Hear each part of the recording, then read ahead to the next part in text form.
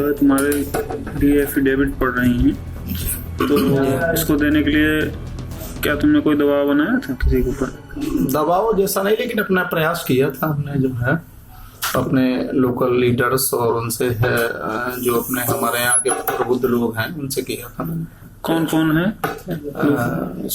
हमारे लोकल विधायक हैं, भगवती प्रसाद सागर जी हैं और अभिजीत शांगा जी हैं एमएलए, और हमारे ब्लॉक प्रमुख हैं राजेश कमल जी, और जिला पंचायत अध्यक्ष हैं गुड्डन कटियार जी, और प्रधान लोग भी हैं 2 3 4 5 लोग। तो इन लोगों ने क्या लोग डराया धमकाया? नहीं, डराया धमकाने ने ये इन लोगों को समझाया था कि देखो अगर ये नहीं है और ये फर्जी हैं तो इनकी मदद करो, अगर ये मुल्जिम हैं तो कोई बात नहीं, लेकिन ये चूंकि फर्जी हैं इसलिए आप इनके लिए जो है कुछ जो भी साफ करना है वो निकालना। तो तुम्हारी पत्नी ने तो नहीं डराया धमकाया? नहीं, पत्नी मेरी कभी जाती नहीं है, पत्नी मेरे बच्चों बराबर है गाँव, वो खाली बैठक जो जिला पंचायत की बैठक होती है बस उतनी होती। तो ये इन लोगों से जो माननीय लोग हैं तुम्हारी बात होती है? जी हाँ, टेलीफोनिक? हाँ, टेलीफोनिक भी होती है, आने जाने से मुलाकात भी होती है। तो फोन से ही तुमने इन लोगों से बात की कि ऐसे ऐसे कराइए?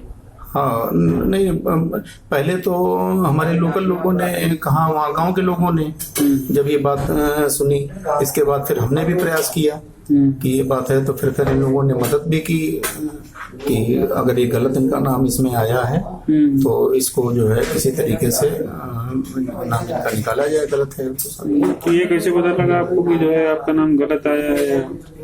ये सब पूरी जनता जानती है, मैं स्वयं जानता हूँ कि जब जिस मैटर से मेरे कोई मतलब जिस समय ये हत्या हुई थी, मेरा नाम उस समय षड्यंत्र में बाद में बढ़ाया गया था तीसरी फर्द में, तीसरी तहरीर में। किसकी हत्या हुई थी? एक कुशवाहा जी हैं, उनके भाई की हत्या हुई थी।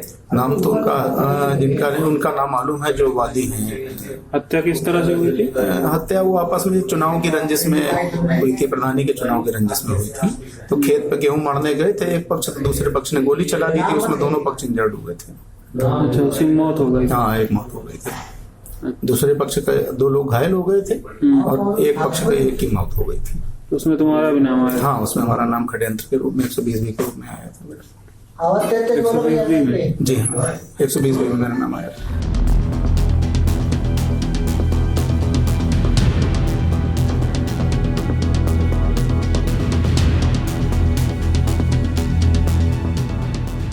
बिल्कुल सरासर गलत है, वो बहुत बड़ा दुर्दांत अपराधी है और वो किसी का भी नाम ले सकता है।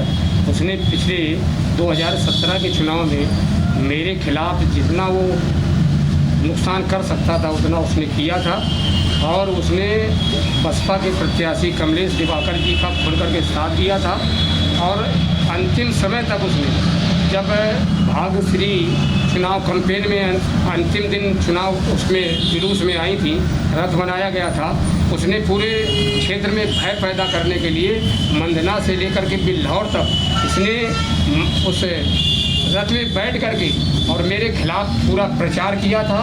और चुनाव के दिन पूरा चुनाव में इसके गांव के आसपास की पोलियों में इसने दहशत पैदा की थी और मेरा नुकसान किया था, और बसपा के प्रत्याशी के फेवर में इसने पूरा प्रयास किया था और मुझे नुकसान किया था इसने। मेरा कभी भी इससे कोई